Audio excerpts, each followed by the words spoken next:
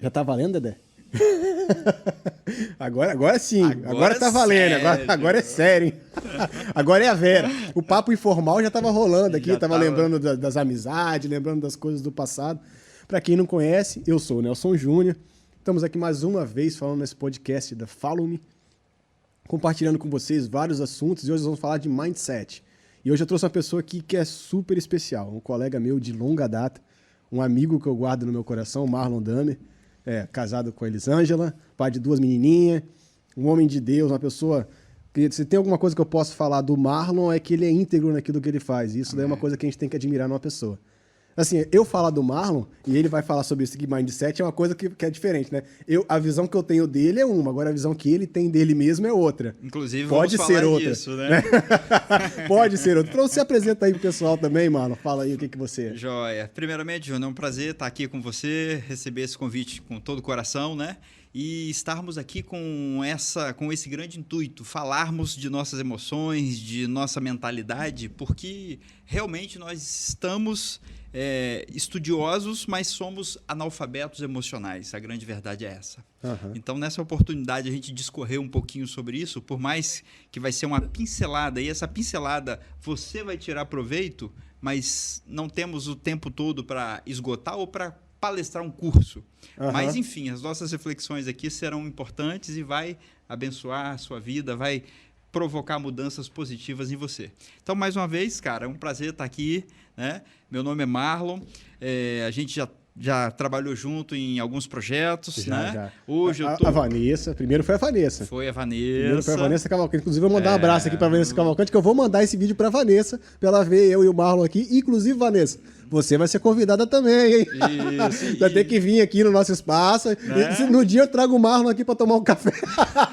Pra gente bater um papo junto. Me chama, Vanessa, porque tem no meu coração já 2 semanas pra te ligar e não consegui te ligar ainda. Vou te ligar, hein? Olha aí, ó, revelações aqui já. Revelações acontecendo, né? Então, a Vanessa foi o primeiro projeto, depois nós começamos com o Trader de Sucesso, não foi? Sim. Tiramos o projeto, começamos o projeto, mas assim, cresceu, tomou forma, rumamos para outros caminhos, mas até hoje permanece uma grande amizade. Justo. É uma pessoa a quem eu prezo muito. Você sabe disso, Amém. que eu gosto de você pra caramba. Amém. Vínculo e gratidão é recíproco. Aí, e agora, e os projetos de agora do Marlon? Como é que tá o Marlon hoje? Então, hoje eu estou empresário, estou família e estou em um projeto social que ainda não dá para revelar, mas um projeto social que visa impactar e transformar vidas. Rapaz, Ok? eu vou te contar um negócio aqui então, Marlon. Eu Fala vou falar, pra mim. esse podcast tá sendo legal. Tá sendo legal, Bessa. Eu tô também com um projeto social, sabia disso? Que bacana. Eu tô montando também, estamos estruturando, o nome vai ser Celeiro. Ó, Lugar de provisão. bacana. É um lugar onde as pessoas vão aprender sobre empreendedorismo e vão sair dali prontas para empreender em seus próprios negócios, em ter a sua própria formação. Então, nós vamos montar um negócio do zero, estruturar um projeto social a esse respeito do zero. Ótimo. Estamos fechando com alguns parceiros, uma moça contadora, tem um outro colega nosso advogado, tem eu, né, na área de marketing e administração, tem outras pessoas também que vão nos ajudar nesse projeto e nós vamos fazer isso, tirar pessoas, foco em pessoas de extrema pobreza, para transformar aquela mente daquela pessoa, e o Mindset aqui vai aprender muito, vamos aprender muito sobre isso hoje. Mas eu vou sair daqui cheio de bagagem para poder...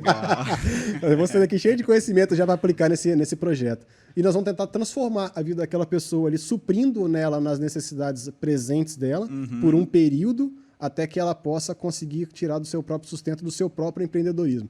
Então é um projeto, depois eu vou conversar Ótimo. contigo. Já coloca eu como um inscrito voluntário aí para contribuir Depois também. nós vamos conversar muito sobre esse projeto ainda. Vai ser divisor de águas aqui. Vai. Acho que não tem ninguém aqui na nossa região que faça algo nesse sentido. Sim, nós temos muito talento. Nós somos talentos e precisamos descobrir e fazê-los ecoar, né? E fazer ecoar. Tem muita gente aí que é... E o Mindset passa por isso. Sem dúvida. A pessoa tem que se preparar. Mas, Marlon, a gente vai falar sobre Mindset. Mas o que é isso? A pessoa pode estar ouvindo a gente agora.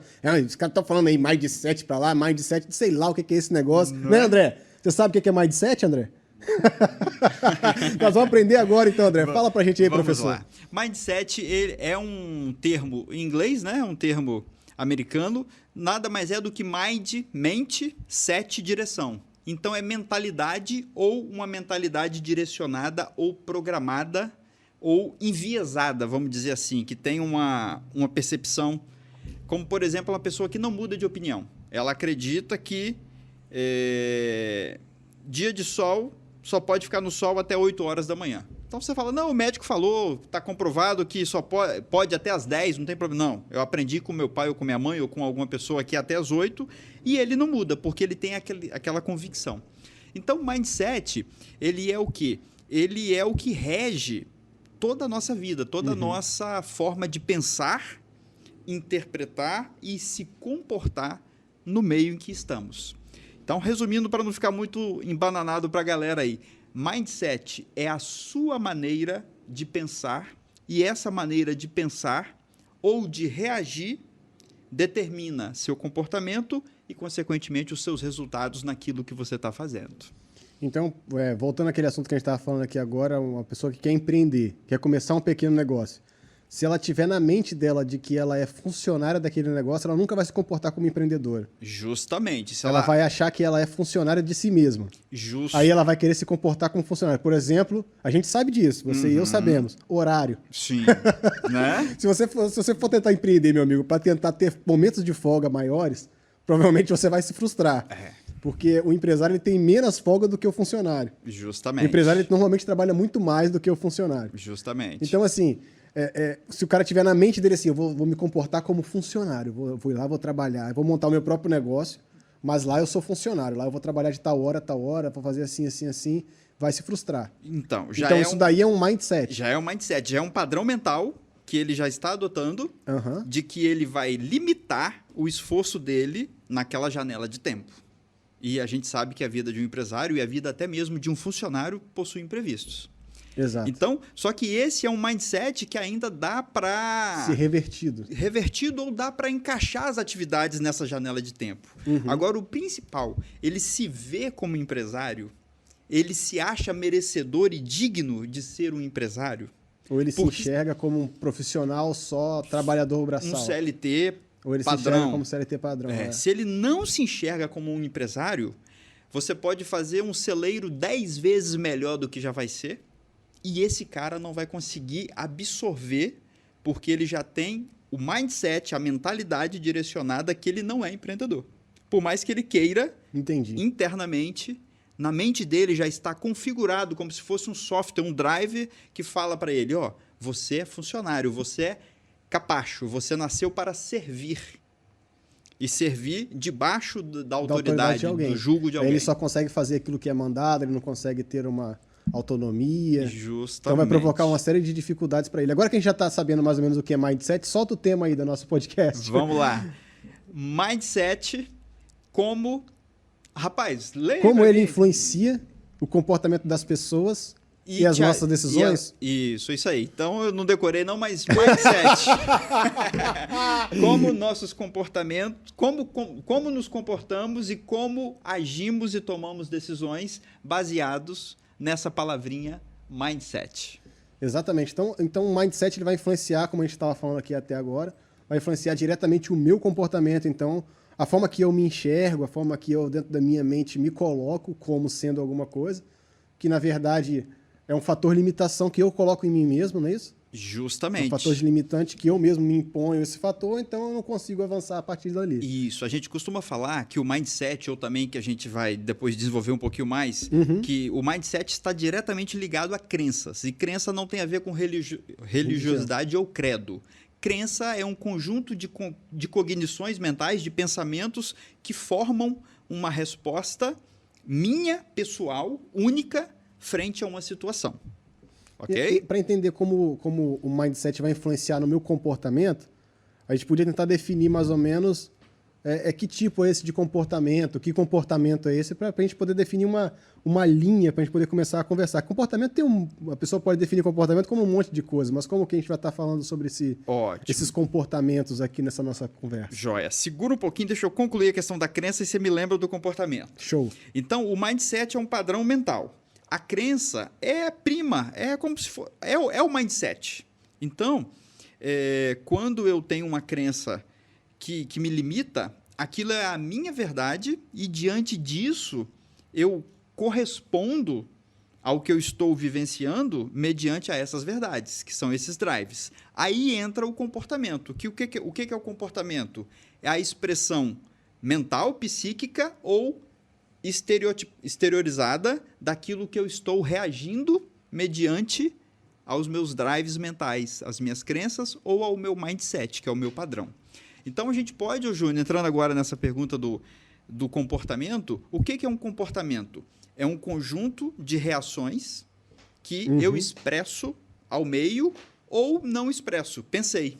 Por exemplo, você fez uma pergunta aí que me deixou de saia curta. Eu falo, caramba, que sacana, mas só falei, não expressei. Então, é um tipo de comportamento também. O outro é, pô, cara, nós não combinamos isso, bicho. Como é que você me pergunta isso aí no meio aí ao vivo? Né? Entendi. Então, uma você expressou, a outra você só pensou. Justo. Então, isso daí são, da mesma forma, para nossa conversa aqui, todos os dois são comportamentos. São comportamentos. Um foi expresso, verbalizado, o outro foi só pensado. Foi pensado. Mas todos os dois impactam, porque aquilo que você falou é aquilo que você pensou também. Justamente. O outro você só se coibiu de falar por uma questão de... que você, na sua mente também, você colocou assim, não, questão social, eu não posso expor essa opinião aqui. Aí eu tive filtro para segurar. Às vezes eu tomo uma fechada no trânsito, dá vontade de xingar o cara ou xingar a mãe dele. Aí você tem um filtro e você segura naquele filtro. Aí você pensa, você sente, mas você não exterioriza. Então, exato. O comportamento é isso, é um conjunto de reações internas, individuais, personalizadas, frente a uma situação. E nessa questão aí tem aquela... você me deu um livro bom para eu ler esses dias, que estava me falando lá sobre o automático e o oneroso. Justo. Então explica aí a diferença de um para o outro. Legal. Então, voltando à questão de formas de comportamento e formas de reação, didaticamente nós temos dois sistemas, duas formas de expressar um comportamento. Uma forma instintiva ou uma forma automática.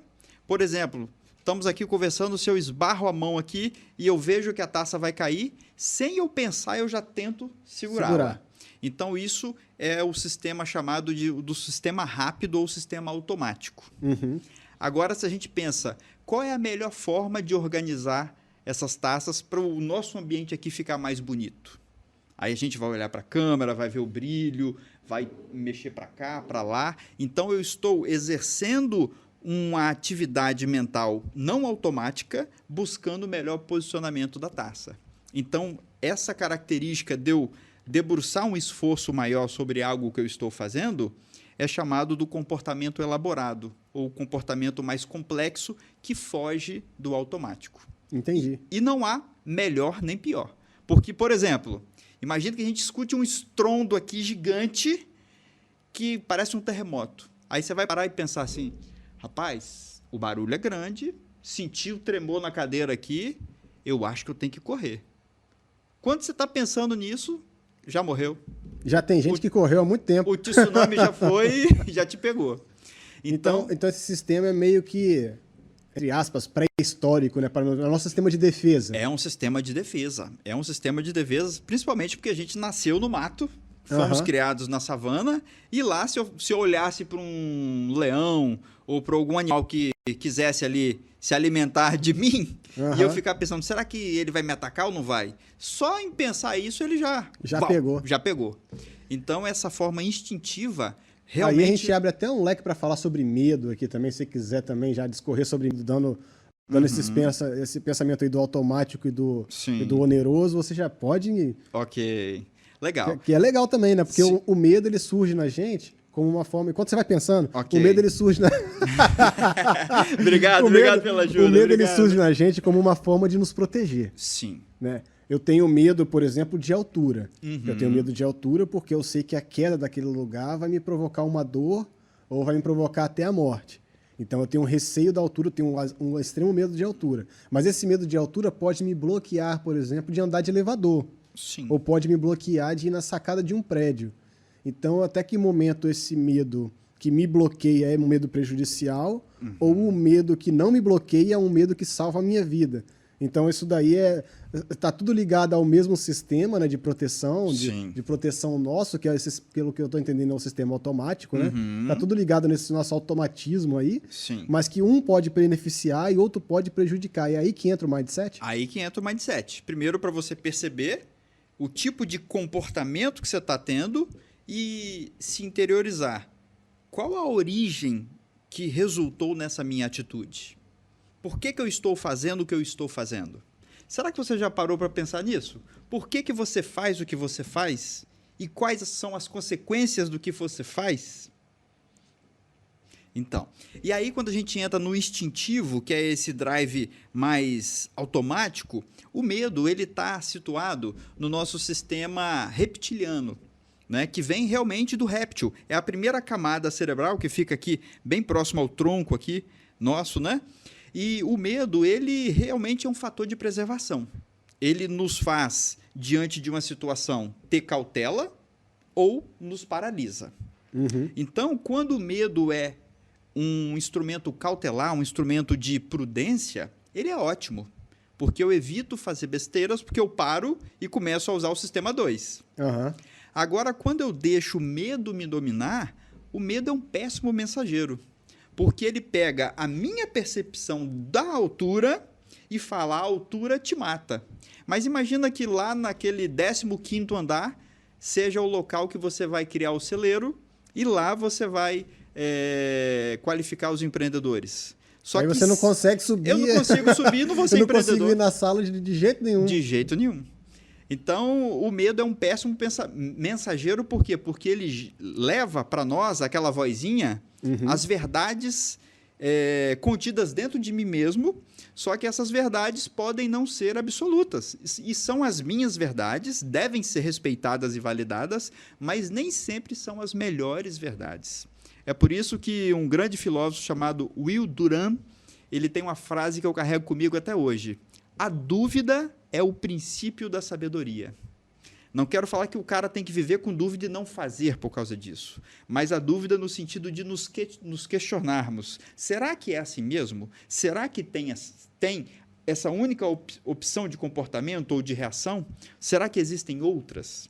Então, quando eu critico, quando eu entro em dúvida, eu começo a explorar horizontes para novos comportamentos e novas respostas.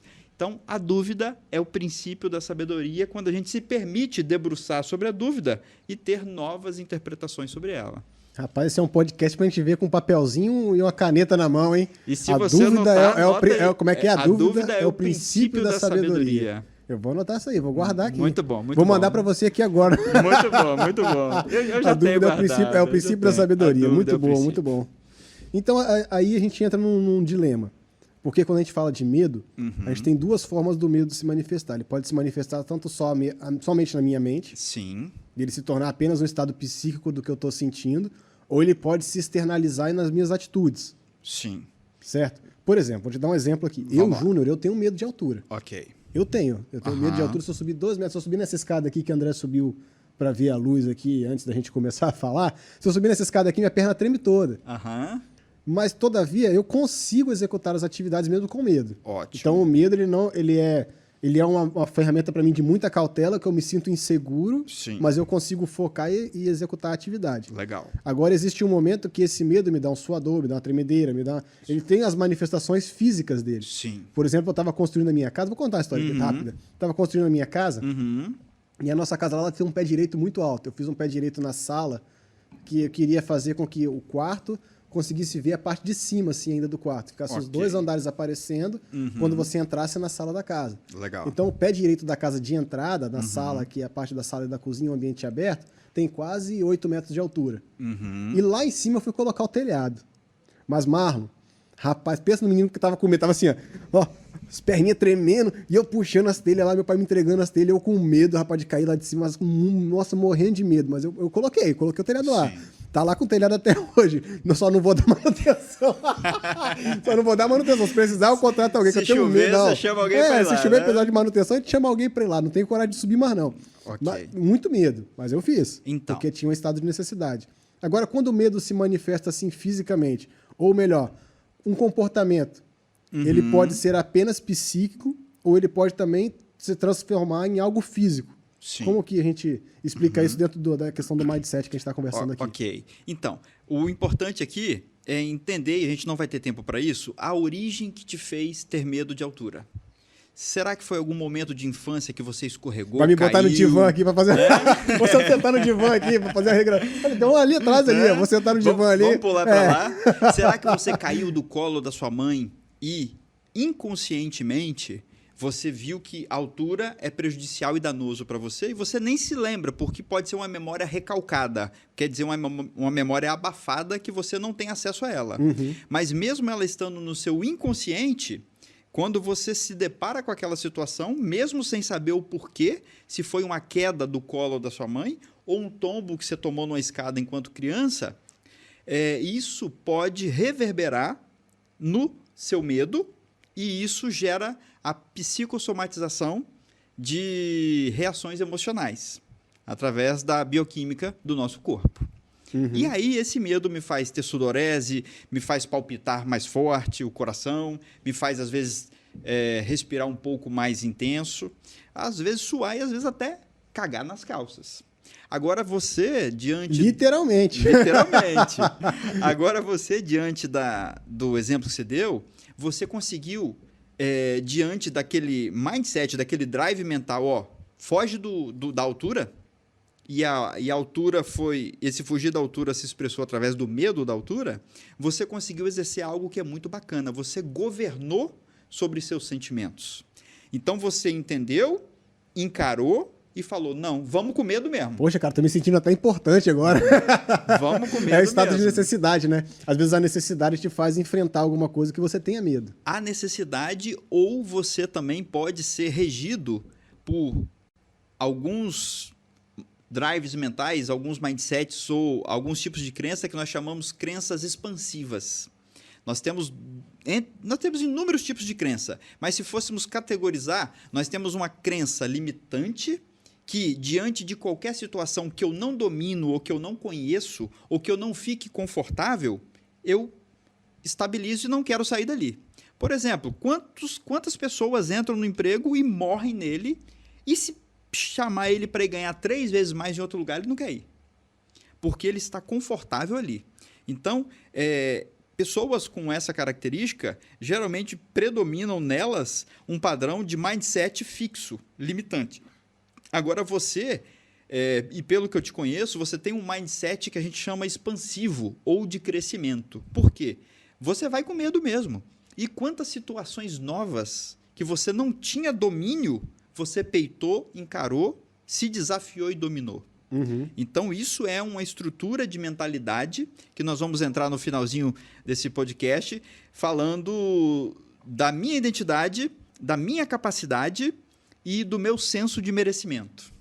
Então, você se sente um indivíduo capaz, você se vê merecedor de fazer o que você está fazendo e não tem medo de julgamento. Se der errado, você corrige e faz de novo. Então, isso daí demonstra uma capacidade mental de que você consegue ser uma mente, então, expansiva, um mindset expansivo. Isso, você está mesmo aberto. Que você, por exemplo, vou dar um exemplo meu, mesmo que eu goste de comer a mesma pizza, mesmo que eu goste de tomar o mesmo tipo de refrigerante, não vou fazer propaganda, de novo não vou fazer propaganda. Mesmo que eu tome o mesmo tipo de refrigerante, a mesma pizza, os mesmos lugares sempre, mas em alguns momentos a gente tem um mindset mais expansivo que não tem nada a ver com esses costumes normais, locais, ou os hábitos que a gente cria. Justamente. Você se permite o novo. A pessoa que se permite o novo, ela tem uma mentalidade caracterizada como uma mentalidade expansiva. Primeiro, ela não tem medo de julgamento e ela encara o novo, o desafio, como uma oportunidade dela evoluir, dela expandir a consciência. Tanto é que a autora daquele livro que eu te indiquei, ela justamente começou o experimento dela avaliando crianças diante de desafios. Algumas crianças davam para trás, empinava o nariz e falava, não vou fazer. Outras, uau, cara, agora eu vou conseguir me superar disso. Crianças ali abaixo de 5 anos. Vou fazer e vou conseguir superar. Já topavam o desafio. Justamente. Né? Então, a gente pode ver, por exemplo, famílias. A gente observa famílias de pessoas que são CLT, geralmente os filhos também vão na linha do CLT. Agora, famílias de empreendedores, geralmente o filho já é crescido, já é criado naquele ambiente e, consequentemente, já tem uma mentalidade diferenciada. Então, ela é moldada pelo ambiente que ela vive. Entendi. Legal? Então, essa questão do mindset também está ligada à educação que a gente recebe desde a infância, está ligada a várias outras coisas, né?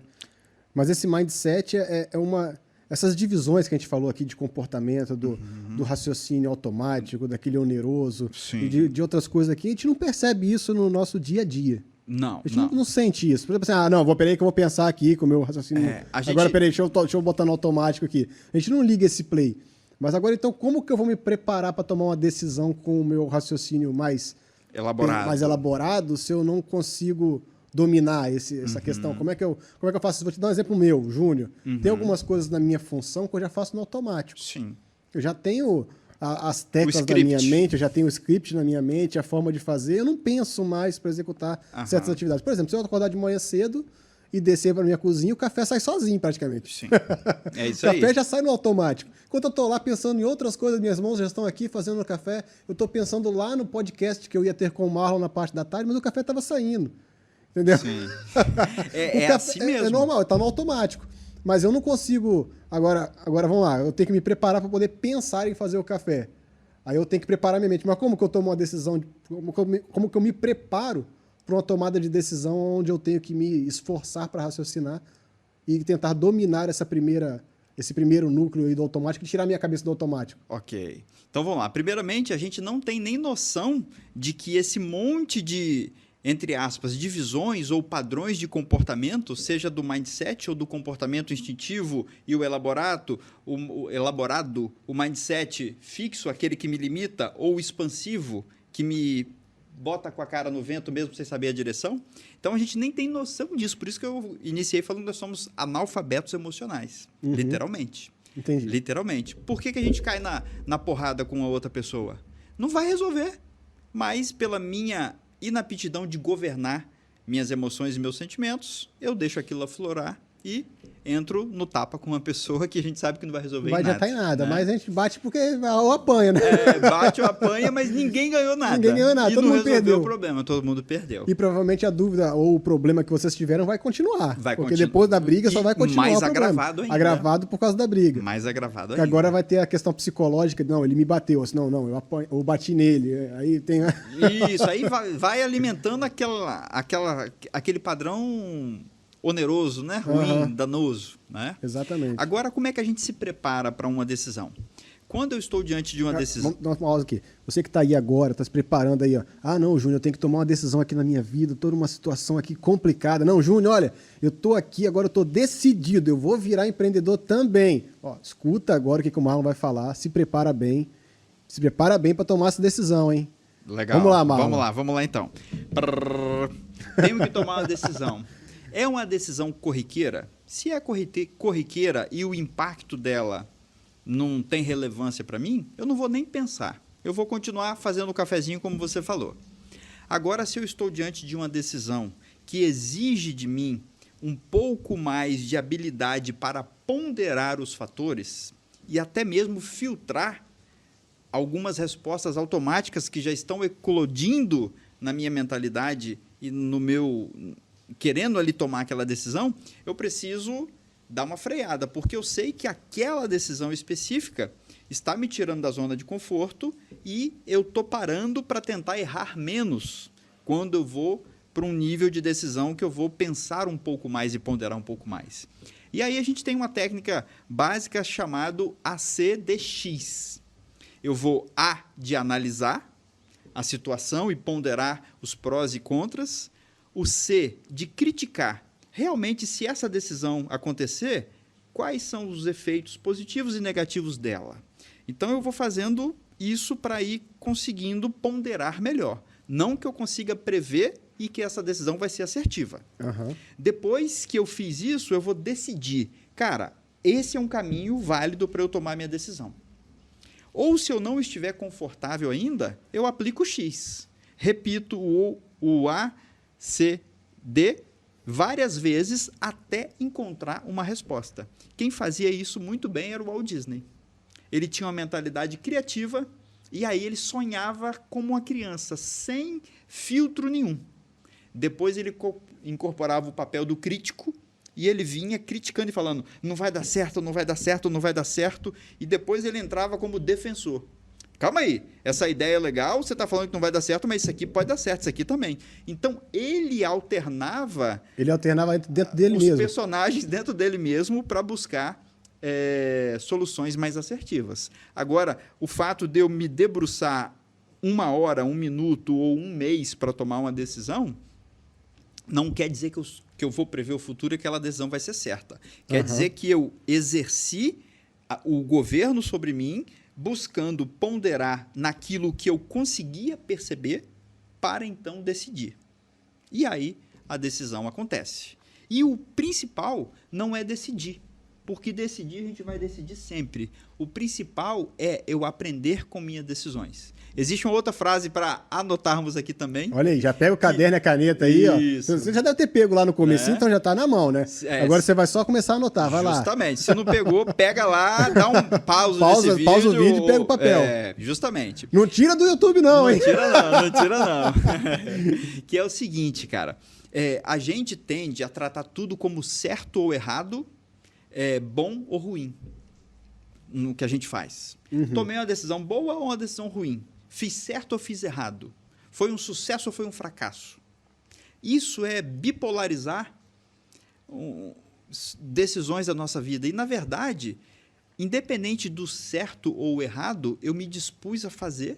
E a vida é uma grande experiência. Eu ouvi uma frase falando assim, que ou dá certo ou eu aprendo. Isso. Só tem 2 opções, ou dá certo ou eu aprendo. Ou eu aprendo. Esse é o caminho e, mais uma vez, reforça a mentalidade expansiva. Eu estou disposto ao novo, mesmo se eu bater com a testa na parede e dar um calo. Vamos levantar e vamos fazer de novo. O meu líder lá na minha igreja, ele tem uma frase bíblica, ele pega um texto bíblico, ele fala o seguinte: a gente nunca tomar uma decisão com a mente dividida. Sim. E essa é a coisa que eu acho que dá pra gente encaixar aqui muito bem, né? Porque às vezes quando a gente tá com uma dúvida muito severa, a melhor opção às vezes seja não fazer nada. Não fazer nada. Não você tá com uma dúvida muito severa, não, Júnior? Se eu não... eu pensei, fiz a regra aqui que o Marlon ensinou, fiz tudo, botei tudo no papel, olha, mas o crítico e o defensor estão empatados. É isso aí. Tô com a mente dividida, não sei. O crítico tá certo 100% e o defensor também. 100% certo. Então, eu não sei o que eu faço. Então, a melhor decisão talvez seja não fazer nada. A melhor decisão é não fazer nada. Algumas pessoas que estão num nível de mindset, de espiritualidade diferente, não tem a ver com religião, tem a ver de conexão com o universo e com a mente superior. Algumas pessoas, elas tomam decisões pelo que elas sentem. Se ela sentiu no coração, ela toma. Muitos empreendedores muito bem-sucedidos, eles já estão nessa linha, saindo da esfera de processamento intelectual e indo no seu feeling, na sua percepção. Mas aí é uma conversa que é uma outra conversa. É um outro nível de É um outro nível de conversa, mas isso daí é uma coisa que acontece muito comigo. Se eu sentar na mesa com alguém para poder fechar um tipo de contrato e eu sabe, se eu sentir que não é para fechar, eu não fecho. Eu não fecho. Isso aí. Eu prefiro não fechar porque eu já fiz assim, eu já fechei contratos assim por questões financeiras que estavam muito boas. Eu falei assim, não, beleza. Que eu sentei na mesa com o cara, vou contar a minha história. Eu sentei na mesa com o cara, falei assim, não, e eu tô com aquela coisa que eu não vou fechar, não vou fechar, não vai dar errado. Cara, vai dar errado. Esse cara é meio 900 da cabeça, é meio doido. Vai dar errado, vai dar errado. Quer saber de uma coisa? Eu vou fazer o seguinte, eu vou triplicar o valor. Porque ele não vai querer. Aí eu joguei o valor na mesa. Ele falou, não, beleza, era exatamente o que eu tava pensando mesmo. E me sacou o dinheiro da mão, me pagou, botou na mesa o dinheiro também. Eu falei, agora eu vou. E me estrepei. Blefou. Me dei mal a beça, tá? Rapaz, deu trabalho. Até hoje me dá trabalho. Então, existem pessoas dotadas desse feeling, dessa percepção. E essa percepção é um atributo muito pouco utilizado por nós em alguns momentos, mas também está no nosso cotidiano. Exemplo, vou atravessar a rua. Se o carro está mais próximo, eu consigo, sem saber nenhuma fórmula matemática, saber se vai calcular a bater em mim ou distância, não. se eu tenho que acelerar o passo ou não, ou se não dá nem para atravessar. Então, esse feeling, ele tem para coisas do dia a dia e para coisas mais elaboradas, como você deu o exemplo aí. Rapaz, o Marlon traz uns exemplos bons, né, bicho? Isso daí da travessia aí foi... Ninguém faz o cálculo matemático, né? Até porque até eu parar pra calcular, peraí. Já atropelou. Distância vezes a aceleração. Né? Rapaz, já vezes foi. O meu deslocamento já foi. Já foi. Já perdeu o horário ou perdeu ou foi atropelado, né? Então nós aprendemos aqui um exercício bom pra gente poder fazer, então, quando a gente estiver perto de tomar uma decisão, ou no momento da decisão. Mas agora, beleza, fiz isso aí, Marlon, fiz o exercício todo, tomei a decisão, achei que estava certo, mas me arrependi, agora eu tô triste aqui, rapaz, eu acho que eu fiz a maior besteira da minha vida, e agora? Então, aí a gente tem que avaliar o porquê que você está reagindo e expressando esse comportamento de arrependimento. Será porque você não estava preparado para o negativo? Porque o fato de você exercitar a tomada de decisão não é certeza que você vai acertar na decisão que você tomou. Então, será que você não estava preparado? Ou será que mesmo você se achando preparado, pessoas de influência na sua vida te criticaram ou trouxeram uma análise dura, crítica sobre você e você ficou arrependido? Ficou com remorso daquilo ali? Porque você falou um negócio aí legal, né? Porque às vezes esse sentimento de arrependimento pode ser um sentimento que eu mesmo criei. Justo. Porque eu efetivamente me arrependi daquilo que eu tomei de decisão. Por exemplo, tomei a decisão de sair do meu emprego. Poxa, não era para eu ter feito isso. Eu mesmo decidi. Ou por pressão social. Às vezes vem alguém na minha casa lá me visitar e fala assim, você tá doido, você saiu do seu emprego, você fez isso, você fez aquilo.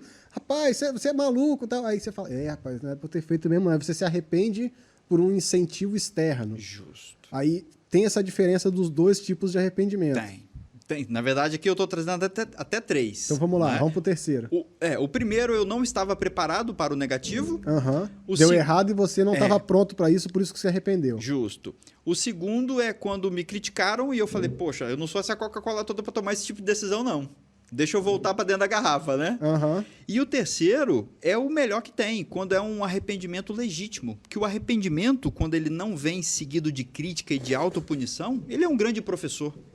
Porque a gente falou do nosso sistema automático e o nosso sistema um pouco mais elaborado de decidir. E se o arrependimento ele vem como um instrumento de reflexão, ele é um grande professor e se encaixa naquela Então, frase. assim, a gente pode se arrepender mesmo que dê certo. Mesmo que dê certo ou mesmo que dê errado. Agora, qual lição, qual experiência eu estou tirando disso? Mesmo dando certo, eu posso falar, caramba, deu certo, mas não era o que eu queria. Por exemplo, no meu exemplo aqui da mesa. Na verdade, deu certo, porque eu ganhei 3 vezes mais por um serviço que eu prestaria normalmente. Sim. Entre aspas, deu certo, mas me deu prejuízo em outras coisas, porque emocionalmente me desgastou demais. Justo. Então, para mim, não era negócio fechar aquele negócio. Então, eu percebi isso na mesa, mas eu mesmo assim insisti, dei um preço alto, pegou assim mesmo e tal. Beleza. Ok. Eu me arrependi mesmo dando certo. Sim. Porque na teoria, financeiramente, negocialmente, deu certo. Agora, mentalmente não deu certo para mim. Feriu alguns princípios, alguns valores seus, te desgastou. Não, me desgastou a questão de tempo, de trabalho, de esforço. Sim. Eu gosto de fazer as coisas, você sabe disso? Sim. Eu gosto de fazer as coisas junto. Justo. Então eu fecho com você algo para que a gente construa algo juntos. Ok. Agora, se você fecha comigo alguma coisa e me solta e fala assim, não, Júnior, faz o que você quiser, e eu faço o que eu quero, e depois você fala para mim, não era isso que eu queria, aí você me frustra. Sim. Aí você me frustra. Porque aí você me deu uma oportunidade de fazer o que eu queria, eu fiz o que eu queria. Aí, porque não deu certo, você joga a culpa toda em mim. Justo. Mas se desse certo, a culpa seria só sua. Ou o mérito seria só seu. Você que foi o esperto de delegar para mim. Justo. Agora, se deu errado, a culpa é minha. Então, de qualquer jeito, você ganha. E eu perco. Isso. Então... aí não é uma jogada justa. Aí não é. Aí isso daí me fere a mente, me fere meus princípios, fere a minha forma de pensar nas coisas. Então, foi exatamente o que aconteceu nesse negócio que eu falei aqui na mesa. Então, por exemplo, financeiramente deu certo, mas emocionalmente me desgastou. Então, vamos lá. Eu me arrependi de algo que deu certo. Ótimo. Mas eu poderia ter me arrependido de algo que deu errado. Por exemplo, ter fechado no mesmo valor, no valor tradicional, normal, não ter percebido nada e depois de ter feito o serviço todo acontecer isso também. Aí viriam 2 arrependimentos. Viriam 2 arrependimentos. Não de ter fechado barato. O financeiro e o emocional. Então, assim, esse tipo de arrependimento, o que eu quero, a verdade que eu quero chegar aqui é que o arrependimento ele pode ser de algo que deu errado, mas ele também pode ser de algo que deu certo. Sim. Deu certo num aspecto, mas... A questão do arrependimento está ligada a uma decisão. Mesmo que ela dê errado ou certo... Ao resultado de uma decisão.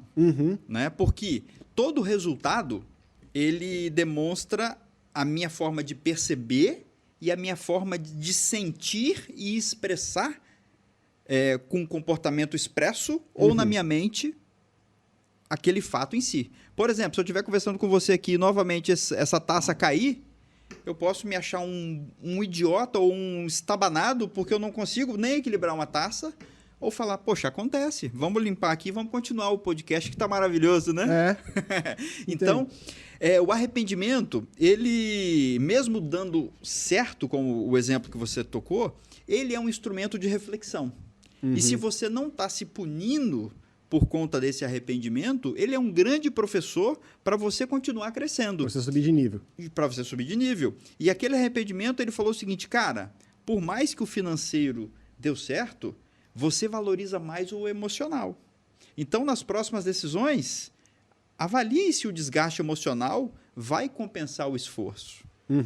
Então, resumindo, o arrependimento é um grande professor quando a gente não está munido de carga de julgamento. Porque nós somos... Opa, calma aí. O arrependimento... Essa aí é para anotar de novo. A pessoa vai ter que tomar nota. Bota Marlon Damer embaixo, tá, gente? O arrependimento é um grande professor quando nós não estamos lotados de cargas de julgamento. Justo. Ó, rapaz, você... Rapaz, não, eu decorei. Você vê como é que faz as coisas, hein? Essa aí a gente vai botar no rodapé do vídeo. Legal.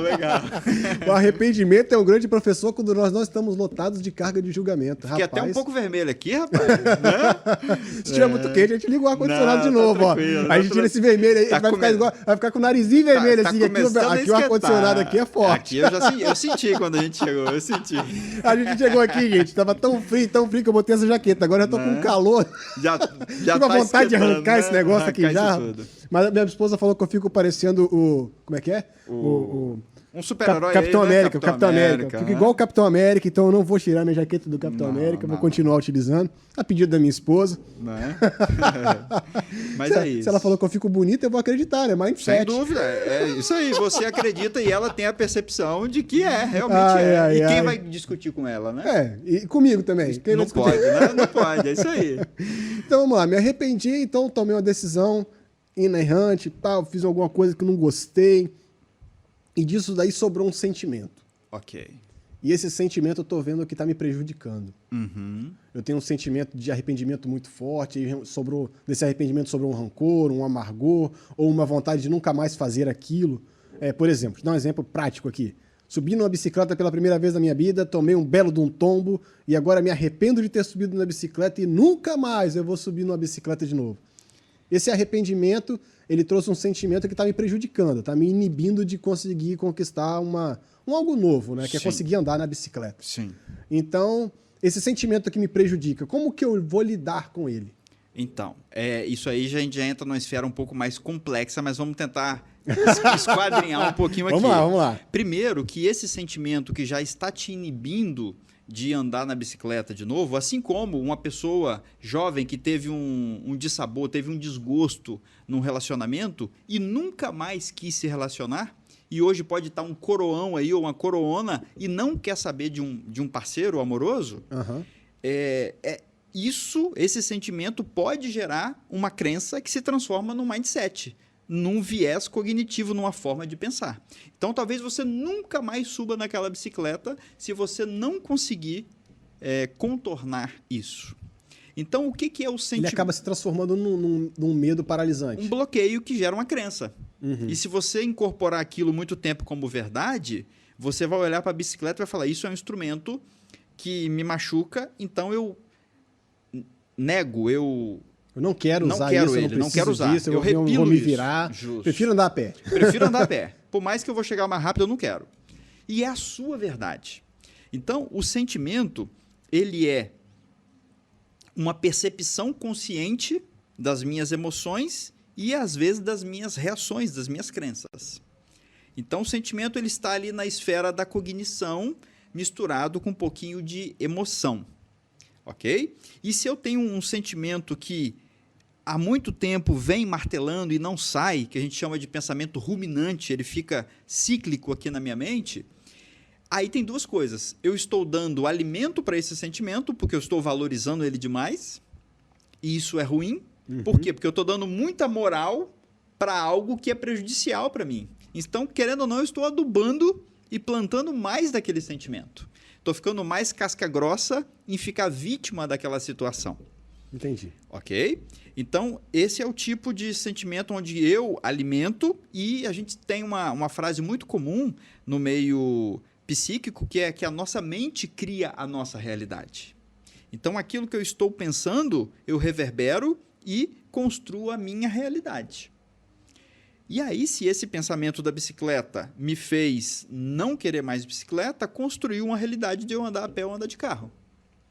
Agora, se eu identifico que esse padrão de pensamento ou esse pensamento cíclico é ruim, eu tenho aquele princípio que a dúvida é o princípio da sabedoria, aquele conceito que a dúvida é o princípio da sabedoria, eu começo a me questionar, por que esse sentimento está fazendo isso comigo? Por que eu estou ficando refém disso? Será que realmente é verdade? Então aí eu começo a criticar conscientemente aquele sentimento em busca de achar novas verdades ou novas óticas para aquele sentimento.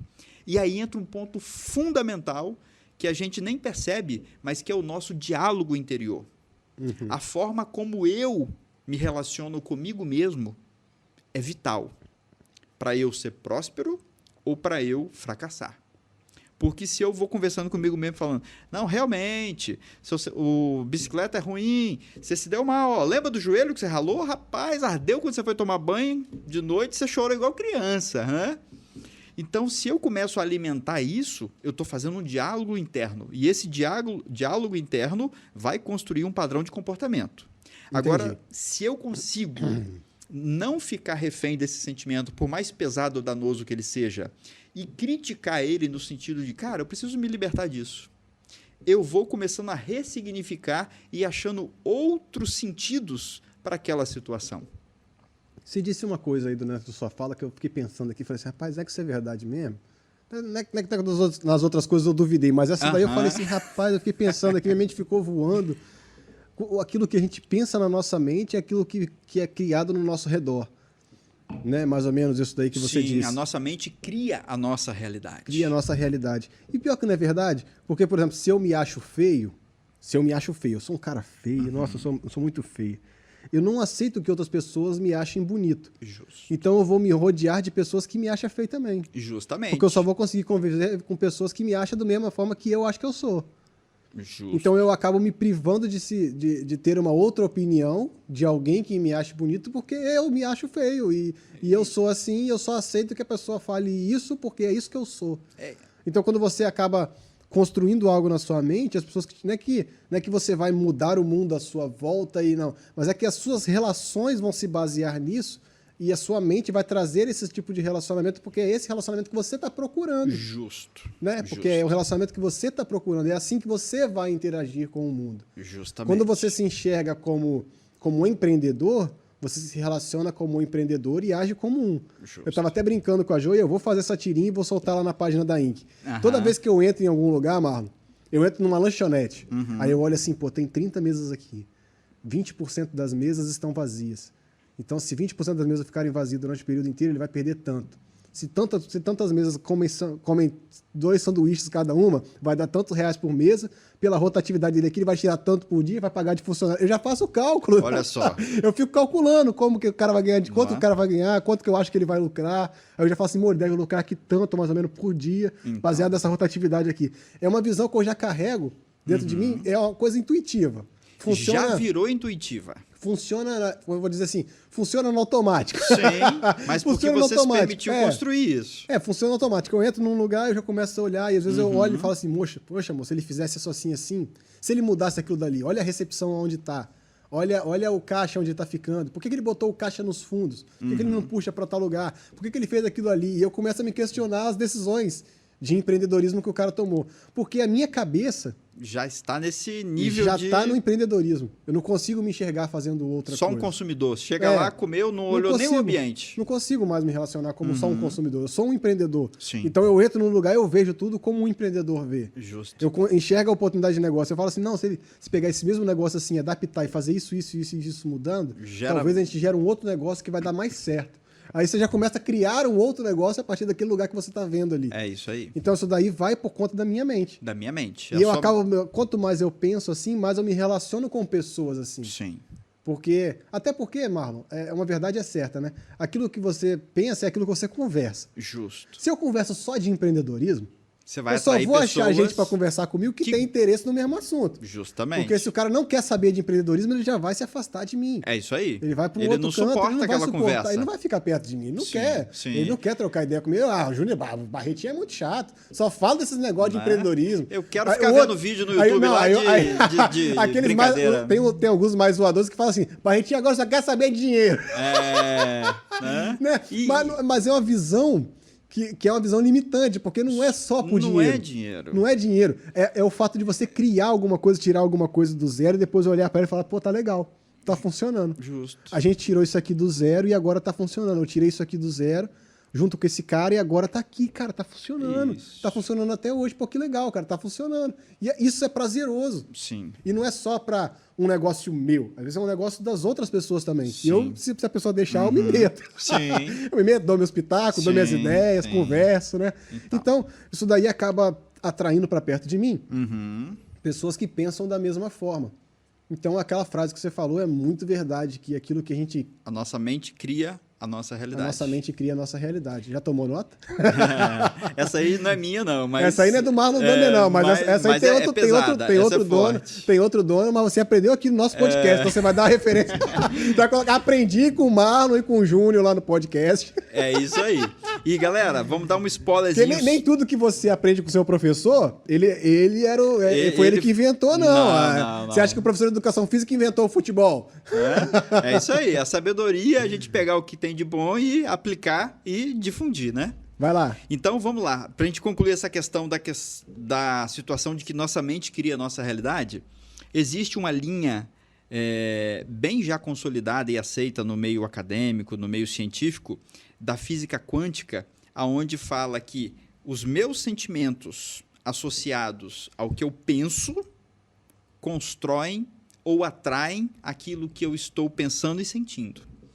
E aí a gente tem até um versículo bíblico escrito sobre um dos homens mais inteligentes que pisaram na terra, Salomão, Provérbios 4, 23, se eu não estou enganado, que ele fala assim, ó, sobre tudo, acima de todas as coisas, guarda o seu coração, porque dele procedem as saídas da vida.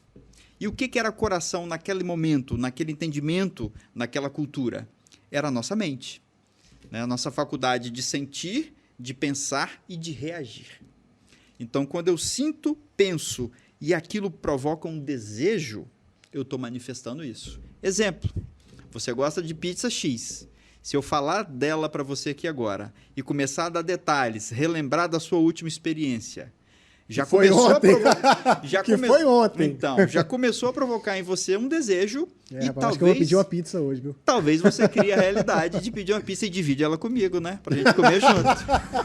Ô, meu irmão, daqui a pouquinho a gente vai comer um negócio ali mesmo. Né? Saindo daqui, nós vamos na padaria boa que tem aqui pertinho, você vai ver. Show de bola. Mas lá não vende pizza. Eu vou contar pro pessoal aqui a pizza que eu gosto, né? Posso contar, não posso? Pode. Não conta pra ninguém, não. Eu adoro uma pizza de camarão. Rapaz, e tem uma pizza de camarão ali na Barra do Jucu, aqui em Vila Velha. Eu só vou fazer propaganda porque o cara é bom. Cantina Vicenza. Rapaz, que pizza gostosa que aquele rapaz faz. Top. É uma das melhores pizzas de camarão que eu já comi aqui na região de Vila Velha. Top. Então, se você vier conhecer o nosso município, você já sabe onde você vai comer uma pizza de camarão agora. É isso aí. Dica de gastronomia também aqui no nosso podcast. Vale. Além de mindset, a gente aprende dica de gastronomia. E se você está rejeitando a pizza de camarão, o seu mindset está te travando. Ó, vale a pena experimentar. Vale a pena experimentar. Né? A dúvida é o princípio da sabedoria. Se permita ser mais sábio. Vamos lá. Tudo pra ele é gancho, né? Bicho, que cara é bom demais, rapaz. Como identificar, então, se eu tô pronto ou não para tomar uma decisão? Eu tenho que tomar uma decisão, você já me ensinou a técnica aí, para poder me ajudar a decidir. O ACDX. Como que eu vou... Agora que eu tenho que decidir se eu tô decidido. Então, é a sua convicção de que você chegou a um ponto, a um fator que você consegue bater o martelo. Então, você se permitiu se expor diante de alguns elementos, agrupou, concatenou eles, e ali você se sente preparado ou não. E aí essa preparação pode ser na esfera intelectual, onde eu analisei, fiz as contas e falei, vale a pena decidir. Pode ser na esfera emocional, mesmo achando que os números estão legais, eu não quero porque eu não estou confortável, ou pode ser uma mescla dos dois, que é o ideal. Entendi. Juntar um pouquinho da razão, um pouquinho da emoção. E aí eu estou pronto para decidir, ou se eu estiver com algum receio, eu não estou pronto para decidir. E às vezes eu posso estar com a plena convicção e mesmo assim a decisão não vai ser tão boa. Por Mas quê? você decidiu errado. Eu decidi eu sou errado. Um errado convicto. É um errado convicto. Por quê? Porque, por exemplo, me deram 3 dedos para eu somar.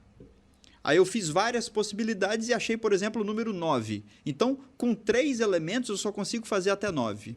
Se isso é uma verdade para mim, eu limitei a minha experiência a 3 dedos e ao máximo de expansão 3 vira 9.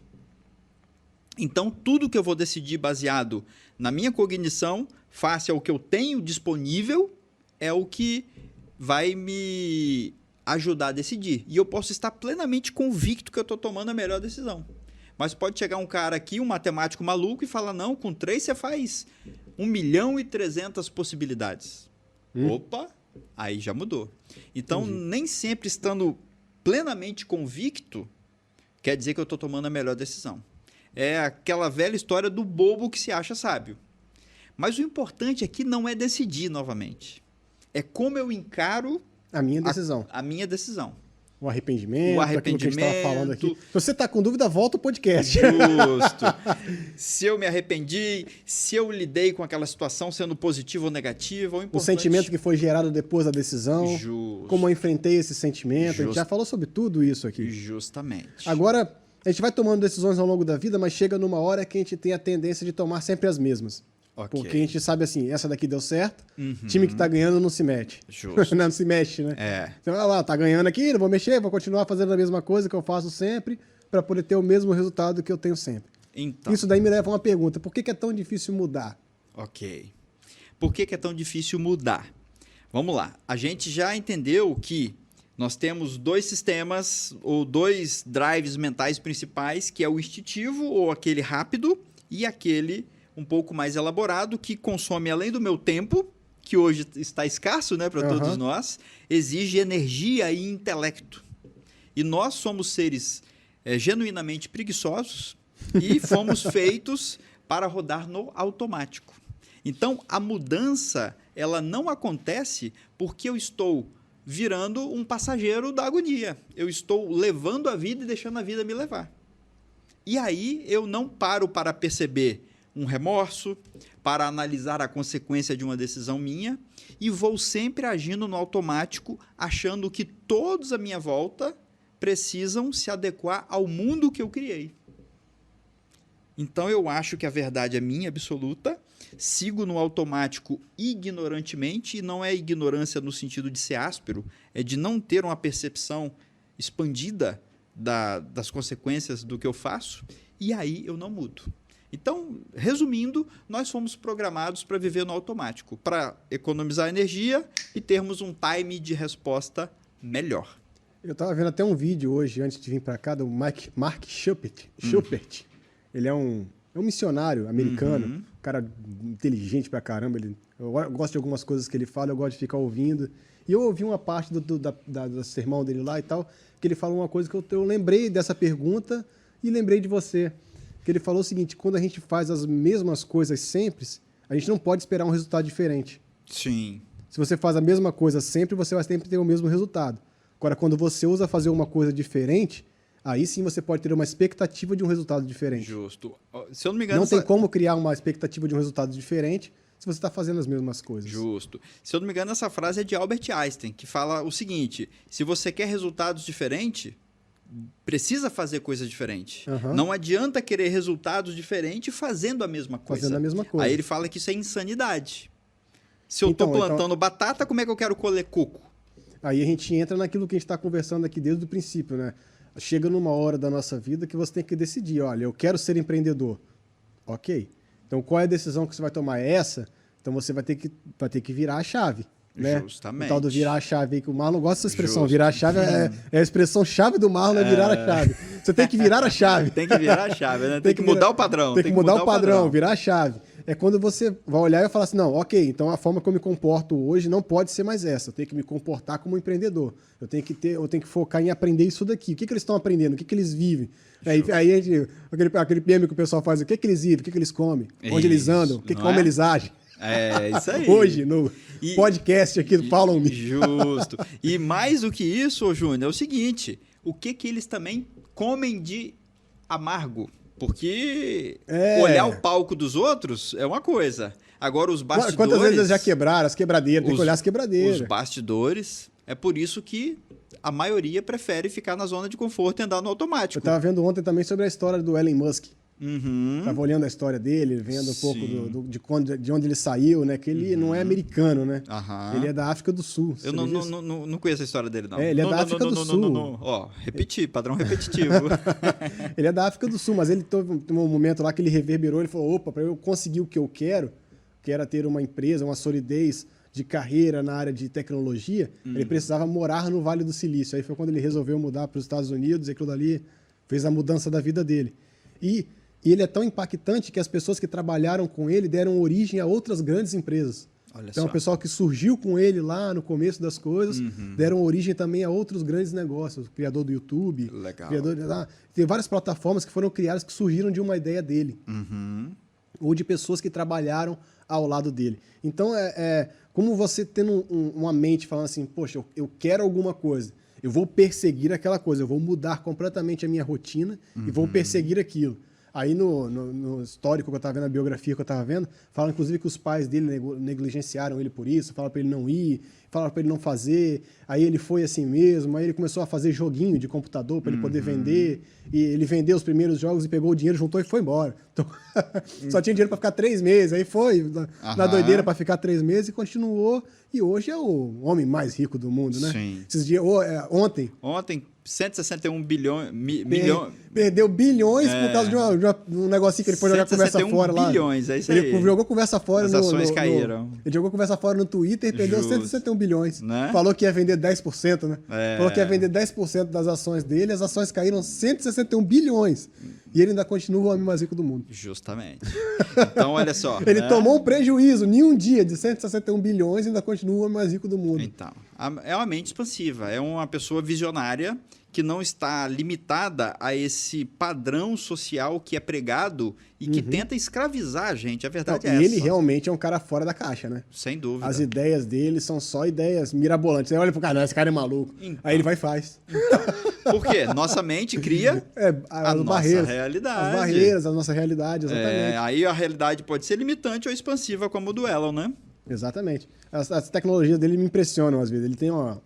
Eu vou falar aqui porque eu gosto do Elon pra caramba. Ele tem uma tecnologia lá que ele fez das casas, né? Das casas eletrônicas, de você ter você colocar energia solar, e a casa ser autônoma, e ser tudo interligado e tal. Aí ele pegou agora com a tecnologia do Tesla, do carro dele, aí ele incorporou o carro dele na tecnologia da casa. Então a casa e o carro são inteligentes. Então. O que o cara tá criando, Marlon? Olha só isso. Na sua geladeira vai ter uma configuração da sua compra. Aí tá faltando na sua compra, por exemplo, 3 maçãs na sua geladeira. Aí você programa o seu carro para ir para você no mercado, porque o carro do Elon aí, para quem não sabe, o Tesla, ele pode andar sozinho, né? Então ele já tem tecnologia para isso. Aí você programa o seu carro para conversar com a geladeira. Então. Porque quando a compra chegar no valor X de 100 e poucos reais, de 200 reais, já vale a pena o Tesla ir lá buscar a compra para você. Aí, e ele vai lá e vai buscar para você, vai ficar no porta-mala do carro para você pegar e botar na geladeira. Olha só. Isso porque ele não inventou alguma coisa para pegar as compras e botar lá dentro. Ou a impressora 3D que imprima a maçã, né?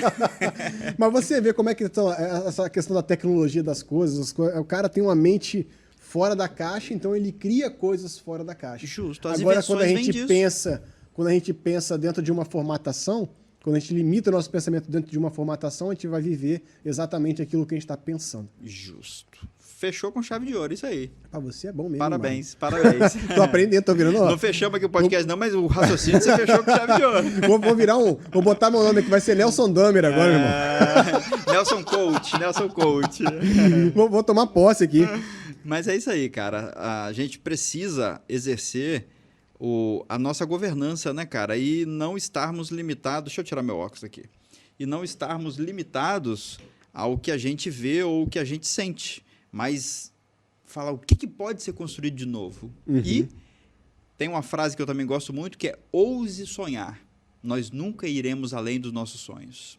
Então é importante sonhar. E para sonhar eu preciso me enxergar fora da caixa. Senão, mindset... eu falo muito com a Jo também que eu sonho o mais alto possível. Se eu chegar na metade, já tá bom. Já tá bom.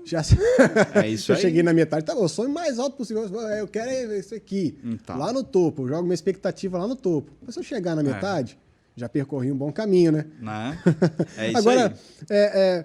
Os passos para essa verdadeira mudança de comportamento. Eu quero mudar de comportamento, eu decidi, mesmo sendo difícil mudar, eu decidi mudar, eu quero virar o próximo Elon Musk aí, eu quero arrebentar, eu tô cheio de ideia, mas eu não tô conseguindo. Como é que eu faço? Os passos que eu posso dar aí para conseguir uma mudança realmente de mente. Ok. Então a gente está falando de uma expansão de consciência. Ou seja, eu quero mudar, quero criar uma nova versão de mim mesmo. Legal? Então eu quero trazer um elemento importante antes da gente entrar nesses passos, que é o seguinte: não basta eu ter experiência ou ter uma bagagem de 10, 15, 20 anos em uma situação X, Y, Z, que isso vai me fazer tomar as melhores decisões. Exemplo. Não é tempo de vida que gera sabedoria. Não é tempo de vida que gera sabedoria ou que me eleva às próximas decisões. E temos até que discutir o que é sabedoria. É intelecto na capacidade de processar ou é a capacidade de eu manifestar conscientemente e coerentemente o que eu quero? A gente tem até que avaliar o que é sabedoria. Eu ouvi uma definição de sabedoria uma vez, que a sabedoria seria o conhecimento colocado em prática, resultando naquilo que você precisa. Justo. Por exemplo, eu tenho um conhecimento de que se eu botar água no fogo, ela ferve. Ponto, é um conhecimento. Isso. Conhecimento notório, todo mundo sabe disso, botou água no fogo, ela vai ferver. Agora, a sabedoria é o cara botar água no fogo, ela ferver e usar o vapor para mover um motor. Isso, é isso aí. Porque ele está precisando fazer aquele motor girar um outro negócio lá na frente, aí vira uma sabedoria. Sabedoria é a aplicação prática do conhecimento. Rapaz, é legal, anota aí. Isso aí. Mas então, gente, o que é importante aqui? Por exemplo, imagine que eu fui criado em um lar só de mulheres e as mulheres ali falavam mal dos homens e da autoridade da figura paterna que não existiu nesse lar, ou esse conjunto de mulheres tiveram decepções com seus maridos. E se eu sou uma menina criada no meio dessas mulheres, eu vou entender e vou criar um mindset, uma crença de que... Você vai abstrair as decepções dela como se fossem suas. Eu vou absorvê-las. Isso. E aí... eu vou, quando eu estiver na fase ali de adolescente ou para casar, eu vou falar assim, não vou casar não. Porque a verdade que eu tenho dentro de mim é de que homem não presta. Homem é autoritário, homem é mandão, homem me bate, homem não me respeita. E é a melhor decisão. Por mais que ela entendeu e as experiências das pessoas que a criaram tiveram essa verdade, que também é uma verdade limitante. Não podemos categorizar o erro de um para generalizar na massa. Então, aqui tem um ponto importante. E, infelizmente, 80% do peso de uma decisão é na minha experiência do passado. Só que esse peso é um peso restritivo. Eu aprendi nesse exemplo, que aí replica para tudo, de que homem ou a autoridade masculina não presta. Então, eu não vou casar ou não vou ficar submissa a um chefe masculino. Então, eu tomei essa decisão baseado no passado. Só que, na verdade, o que a gente tem como principal elemento da decisão? Não é o que eu estou rejeitando, mas o que eu quero ser ou conquistar com a decisão que eu pretendo tomar. Então, todo o histórico do passado me limitaria ao ponto de eu não querer casar ou não querer estar sobre a autoridade de uma figura masculina. Mas, na verdade, o que eu quero para mim? Então, é muito mais importante eu ponderar na minha decisão o futuro, que é aquilo que eu almejo, do que a minha carga de informação do passado. Porque pode ser limitante. Mas essa carga de informação do passado, ela também pode moldar o meu pensamento de futuro, né? Porque, por exemplo, limitante. se eu acredito que o homem não presta. Uhum. Então eu já crio na minha mente uma expectativa de que eu não vou me casar Sim. porque eu quero vou ser doutor de alguma coisa, vou ser doutora de alguma coisa. Você é E autossuficiente. vou ser autossuficiente, eu não quero, e eu já crio isso. Então, mesmo que apareça para mim uma oportunidade E de a alguém pessoa que seja me ame, íntegra. alguém que me ame, alguém que é íntegro, alguém que eu queria até passar a vida com ele. Uhum. Mas eu não vou fazer porque eu já estou pensando nisso há muitos anos. Justamente. Então, essa decisão foi Ó, decisão... às vezes ela pode falar até assim, eu não me enxergo com ninguém no futuro. Sim. É a verdade dela, É a verdade dela. construída ao longo da sua infância, que se materializou na verdade absoluta que rege as decisões dela no momento. Isso daí pode ser aplicado a várias áreas da vida. Aí desdobra em tudo. Desdobra em tudo, porque todas as nossas experiências do passado formam aquilo que a gente pensa hoje. Justo. E a aí- forma que a gente reage hoje às situações e tudo mais. E aí está o perigo. Porque tudo o que eu vivi gerou uma percepção e uma verdade única para mim. E aí, se essa verdade é única e é limitante, eu vou pesá-la na próxima decisão. Então eu poderia dizer assim que as minhas experiências do passado eu tenho que aprender, mas não interiorizar. Eu tenho que aprender e ter a capacidade de me libertar se elas estiverem me sufocando ou limitando a minha visão. Eu preciso- É aquela mesma história de que o cara vai lá, ele começa a empreender. Uhum. Aí ele quebra. Aí ele tenta de novo, aí ele quebra. Uhum. Aí ele tenta de novo e quebra pela terceira vez. Aí ele fala, não vou mais empreender porque isso daí não é pra mim. É isso aí. Aí ele tem que quebrar, ou ele Aí beleza, ele- se coloca nessa posição de que isso não é pra mim e vai embora em outro... Bota em o outro- rabinho no meio das pernas e e volta fica para quietinho, do jeito que ele tava. Justo. Ou ele vai olhar e vai falar assim, não, vem cá, o que eu fiz de errado? Eu fiz isso de errado, mas peraí. Eu tomei essa decisão aqui e tal. Ele volta lá no passado dele lá, revê aonde ele errou e começa a tomar uma decisão nova e tenta de novo. Justo, mas motivado pelo que ele projeta no futuro. Tem que Ou ser, seja, a motivação tem que ser sempre o seu desejo de futuro. Justo, o que você Aham. realmente quer. O que você realmente quer. Porque aí te dá engajamento para você continuar convicto mesmo escorregando. Então a única forma de eu mudar o meu pensamento é eu me imaginar no futuro. Imaginar no futuro diferente, muito do que melhor. é hoje. Diferente, Diferente muito do que eu melhor sou do que hoje, hoje. melhor do que eu sou hoje, apontar para um lugar que eu não tô indo. Justo. Tipo assim, se eu continuar fazendo o que eu tô fazendo, eu vou chegar em tal lugar. É isso Mas aí. agora eu vou apontar que eu quero ser isso aqui. Uhum. Aí eu vou ter que mudar. Ou eu mudo para poder chegar onde eu apontei, ou eu não vou chegar. Sim.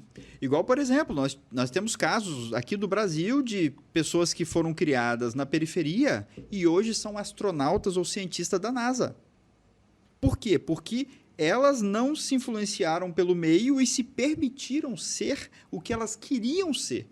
Aquele velho sonho de criança, né? É justo. Hoje, quando eu crescer, eu vou trabalhar na NASA. Justo. Vou virar astronauta. E esse desejo de futuro mobilizou ela- as decisões dela no presente até chegar lá. Imagina como se dedicou nas aulas de física, hein? Não é? Justamente. Então, gente, para concluir, cuidado que se eu tomo decisão baseado na minha experiência, e não estou negligenciando que a experiência não seja um fator bom de decisão, Aham. mas se é uma experiência negativa, eu vou continuar fazendo mais do mesmo. Então, se eu quero mudar, eu preciso de decidir baseado no que eu quero e não naquilo que me travou ou me moldou até o presente momento. Não, então tem que pensar fora da caixa. Tem que pensar fora da caixa e principalmente no que eu quero, não no que eu não quero.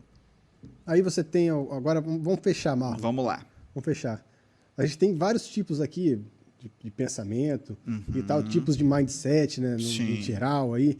Tem algum que molda o comportamento dos nossos resultados? Alguma coisa que você pode falar pra gente aí? Então, o mindset que molda os nossos resultados é o mindset expansivo. É Aham. aquele que me permite sair da caixinha e viver o novo sem medo de ser feliz, sem julgamento para errar. Ok? Então, se eu tiver aquele outro mindset que você tinha falado antes, era O fixo, o fixo, limitado. o limitado, você então nunca vai conseguir sair do seu Nunca lugar. vou, porque eu só me enxergo dessa forma. Aí, para a gente concluir, eu quero trazer 2 elementos para a gente fechar baseado nessa pergunta. Por que é tão difícil mudar? Uhum. Porque eu vivo no automático, não me enxergo como Como alguém com potencial de com o futuro. potencial de fazer, porque a minha verdade me limitou e criou a minha realidade. Ok? Uhum. Fora isso, toda a minha decisão é baseada no meu passado, então eu fico fazendo mais do mesmo, viro automático. Ok? Então, o primeiro elemento da mudança, pensar diferente. E passos da mudança. Nós temos duas formas para mudar. Um forte impacto emocional. Por exemplo, um jovem que tirou carteira e está dirigindo a 180 por hora, furando sinal e fazendo aquele monte de besteira. De repente ele bate, o carro dá perca total, ele fica 1 mês em coma, depois fica 6 meses em reabilitação e fala, rapaz... Nunca mais eu passo de 80. Que besteira que eu fiz. Então, o forte impacto emocional fez ele mudar de comportamento para sempre. Então, isso é uma forma de mudança de comportamento. E mesmo assim, alguns passando esse cagaço não mudam.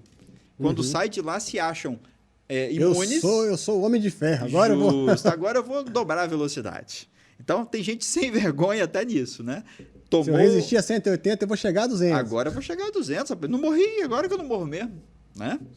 E tem um outro processo mais gradativo e que demora mais tempo, que eu me permito mudar.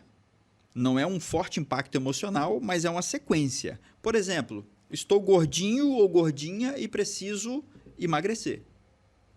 Aí, qual é o primeiro passo? Eu me sensibilizo que o corpo não está legal, que eu já não tenho a mesma disposição física, minha autoimagem está abalada pelo meu corpo. Então, eu me sensibilizo. Depois que eu me sensibilizo, eu não negligencio essa percepção. Eu falo, rapaz, não é mesmo. Eu me permito enxergar como realmente eu estou, não como eu quero ver, pela ótica das minhas limitações. Feito isso, eu vou me comprometer em emagrecer. Aí esse comprometimento, o ideal é que ele seja acompanhado de um desejo profundo pelo futuro, imaginando como que eu quero estar. Então, eu quero voltar a ser quem eu era ou a me tornar uma nova versão de mim mesmo. E aí eu tenho comprometimento e desejo. Aquele desejo assim que nada me paralisa. Feito isso, eu vou seguir a dieta ou as recomendações, o passo a passo, para que o meu desejo e o meu comprometimento me façam ter novas atitudes, novos hábitos, para que então eu consiga emagrecer.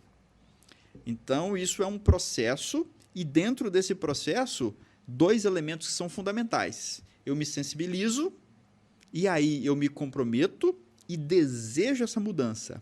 E aí eu tenho força para cumprir a dieta. Exatamente. Aí vem a mudança. Agora que você deu a sua dica, eu vou entrar com a minha aqui. Essa dica também é boa. Vamos lá. Quando você entra num processo de mudança, assim... Não é boa igual a sua, não, mas vou tentar, tá? Quando você entra num processo de mudança, assim, normalmente o seu nicho de companheiros, de amizade, as pessoas que estão à sua volta vão mudar também. Elas vão mudar também. Sim. Porque alguns delas não vão enxergar o que você está querendo fazer, vão olhar para você, vão achar que você é maluco e vão tentar te abandonar.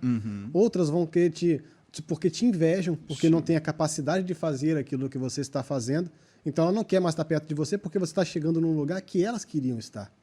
Então, aí ela começa a olhar para você, não, ele está chegando lá, então eu tenho que frustrar ele. Vou frustrar ele tirando a minha companhia dele, como se ela fosse o último grão de arroz do seu prato, né? Justo. Se fosse a última bolacha do pacote, né? Então, essas questões vai fazer com que pessoas se afastem. Sim. Mas a necessidade de ter pessoas ao seu lado não pode ser maior do que a necessidade da sua mudança. Então, quando você está fixo numa mudança, quando você está focado naquilo que você está fazendo, faça isso, mesmo que você fique sozinho.